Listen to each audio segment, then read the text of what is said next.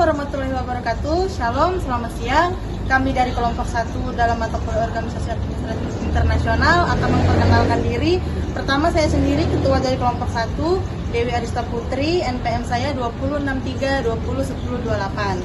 Baik, saya Oscar Gideon, NPM 2063 201017. Halo kawan-kawan, jadi sebelumnya saya ucapkan salam, selamat sore semuanya. Perkenalkan, nama saya Andriansa, NPM saya 2063 201088. Dan belakang saya ada Saya Miadina Putri dengan NPM 2063 2061 023. Saya sendiri, saya Jufri 1963 2010 60.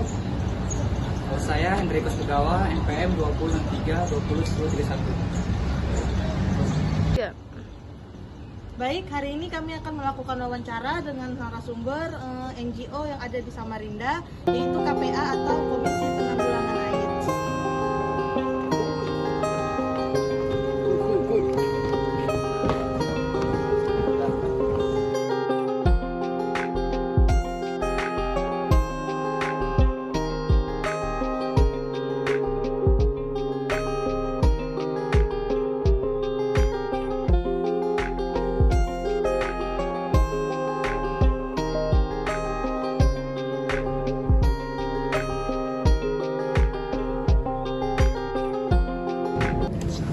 Assalamualaikum warahmatullahi wabarakatuh. Waalaikumsalam. Selamat siang. Pertama-tama marilah kita panjatkan puji dan syukur kita kepada Tuhan Yang Maha Esa, sehingga pada kesempatan kali ini kita dapat berkumpul di sini dengan keadaan sehat. Baik, perkenalkan kami dari mahasiswa dari Universitas Widya Agama Makassar Samarinda, dari Fakultas Ilmu Sosial dan Politik. Kami di sini datang untuk memenuhi salah satu tugas mata kuliah kami, yang beranggotaan ada 6 orang. Yang pertama ada saya sendiri, Oscar Gideon, ada Dewi Arista Putri, ada Andriansa, Mia Odina Putri, Hendrikus Tegawa, dan Jufri. Kami berterima kasih kepada kakak yang sudah menyempatkan waktunya pada siang hari ini. Mungkin sebelum masuk ke sesi yang pertama, kami persilakan kakak untuk memperkenalkan diri terlebih dahulu. Ya, perkenalkan saya Andi Chandra, biasa dipanggil Kak Acen ya. Atau Acen aja nggak apa-apa. Saya sehari-hari di Komisi Penanggulangan AIDS Kota Samarinda. Sekarang aktivitasnya sebagai konselor di Klinik Lihat Bencana PKBI. Baik, mungkin itu perkenalan singkat dari kakak kita. Hadirnya kami di sini kak untuk mencari tahu terkait dengan LSM atau NGO yang ikut berperan dalam isu internasional, yakni HIV. Serta saya dan teman-teman ingin mencari tahu bagaimana peran NGO yang kakak pimpin saat ini dalam isu yang kami angkat ini. Ya. Ada beberapa pertanyaan yang ingin kami tanyakan, kak. Yang pertama itu, apa nama LSM atau NGO yang kakak pimpin saat ini? Ya. Lembaga kita namanya Komisi Penanggulangan AIDS Kota Samarinda. Itu satu komisi yang dibentuk oleh pemerintah untuk mengatasi isu-isu HIV/AIDS yang sedang berkembang di Indonesia, khususnya di Kota Samarinda. Mungkin itu saja kak. Ya.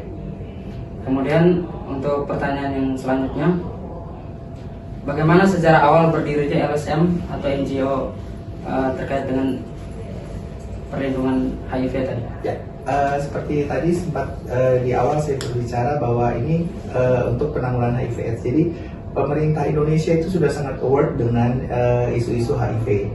Nah, sehingga dibentuklah satu komisi yang namanya KPA, Komisi Penanggulangan AIDS Nasional, di mana ada turunannya lagi, ada tingkat provinsi dan tingkat kota. Saat ini kita berbicara di tingkat kota ya, di mana saya berada sebagai NGO untuk penanggulangan HIV/AIDS. Nah, jadi berawal dari keprihatinan pemerintah Indonesia terhadap isu HIV yang berkembang, di mana sudah semakin marak kasus-kasusnya, sehingga dibentuklah komisi ini untuk membantu pemerintah untuk penanggulangannya. Baik, Kak. Kemudian ada pertanyaan lagi, Kak. Apakah LSM ini bergerak di bidang penanganan dari HIV ini sendiri, atau ada penanganan yang lain? Ya, Memang tupoksi utama kita adalah isu-isu yang terkait dengan HIVS, tapi dalam implementasinya tidak menutup kemungkinan kita juga akan berbicara permasalahan keluarga, dampak psikologis, sektor sosial, ekonomi dan budayanya juga akan menjadi satu paket di situ, karena apabila dia tertular HIVS dan dia akan bermasalah dengan pekerjaan juga, itu nanti akan menjadi satu problema yang harus diatasi. Kemudian peran dari NGO dalam mengatasi isu internasional ini, mungkin ada tindakan atau tindakan nyata yang sudah dilakukan oleh LSM ini sendiri. Ya.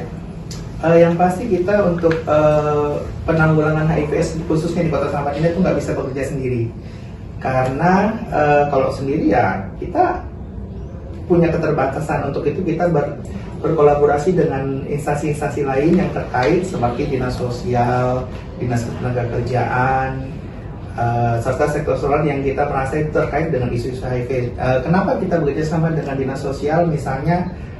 Karena dia membutuhkan satu perawatan sementara dia tidak memiliki kemampuan dari sisi ekonominya, itu akan menjadi kita coba linkkan ke Dinas Sosial bagaimana bisa mengatasi permasalahan-permasalahan yang ada.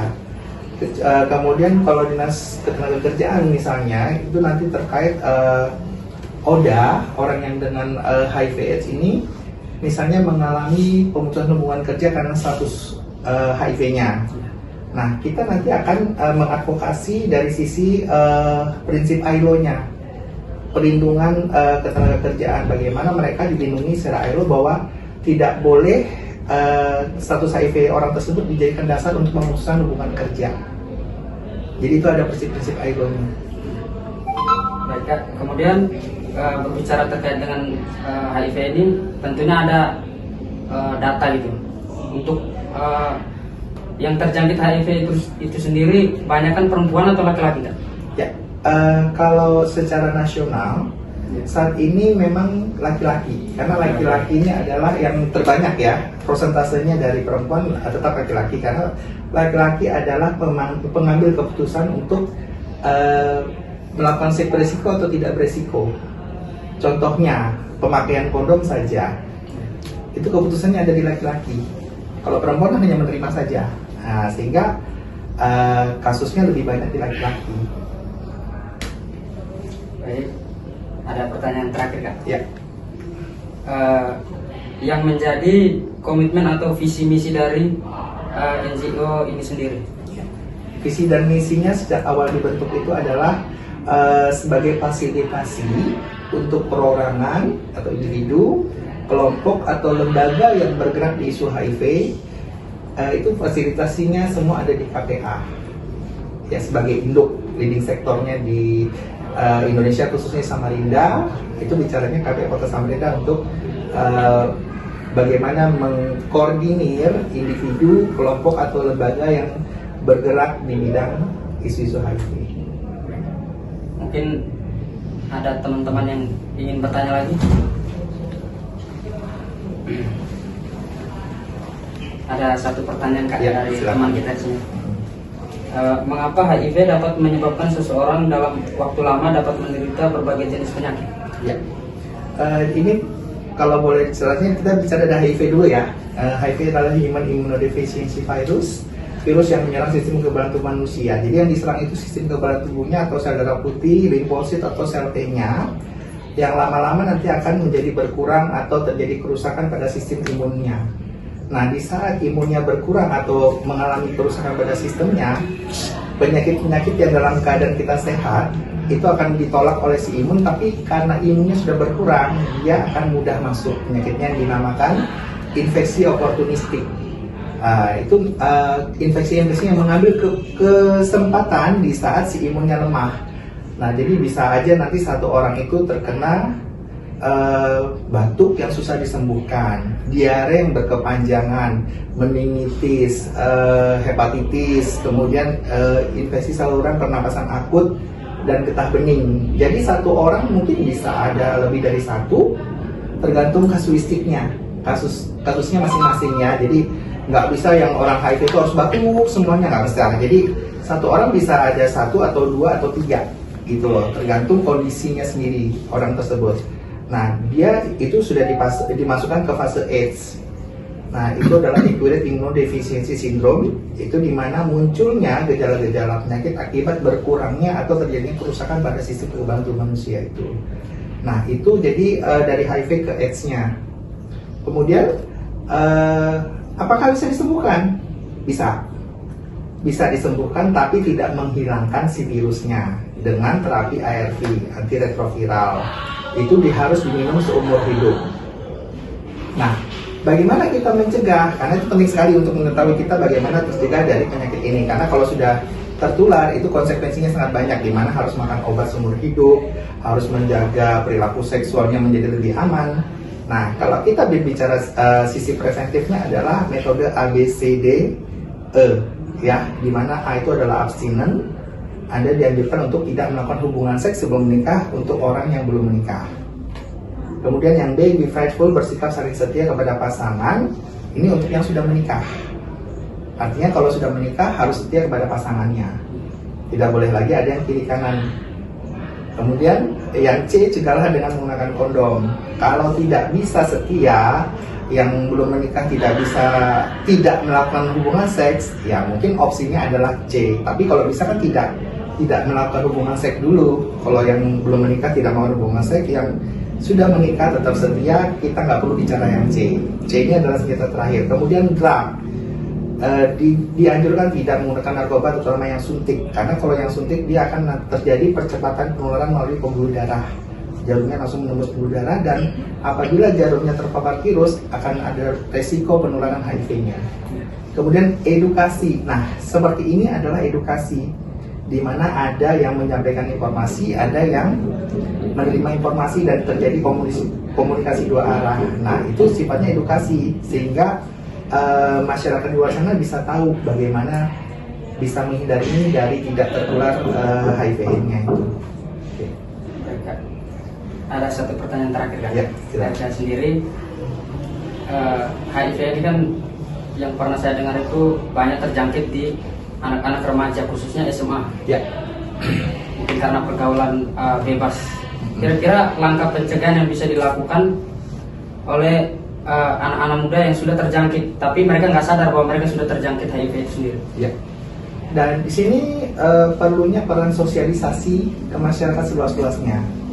Ya, jadi kita harus sosialisasi, ya, harapannya bagaimana yang teman-teman yang masih remaja bisa mendapatkan informasi, tapi ini yang berbicara sudah tertular atau tidak? Sudah tertular. Sudah tertular. Nah, mungkin sosialisasi bagaimana mereka menyadari resiko dirinya, kemudian mau memeriksakan dirinya. Karena kalau mengira-ngira kan kita juga nggak bisa bilang, kamu tertular atau tidak. Tapi hasil yang bisa dinyatakan secara pasti adalah tes. Ya. Baik, Kak, terima kasih. Ya.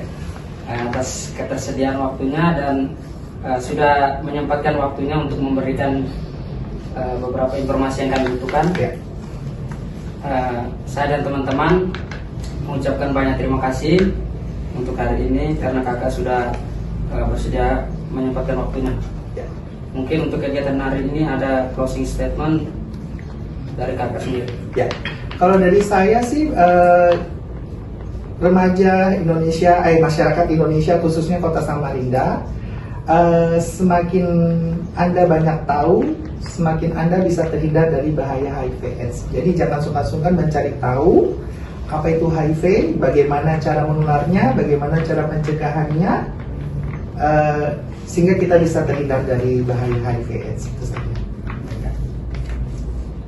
Untuk sesi terakhir, mungkin permintaan dari teman-teman kelompok, kita bisa foto bersama gitu, Kak. Oke, ya, silakan. Untuk dokumentasi. 3. Mari menolak HIV untuk hidup lebih sehat. Bisa!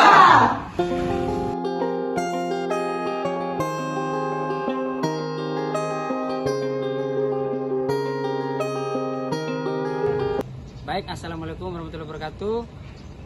Untuk kesimpulan kegiatan wawancara hari ini bersama salah satu LSM yang ada di Kota Samarinda, yaitu KPA atau Komisi Penanggulangan AIDS.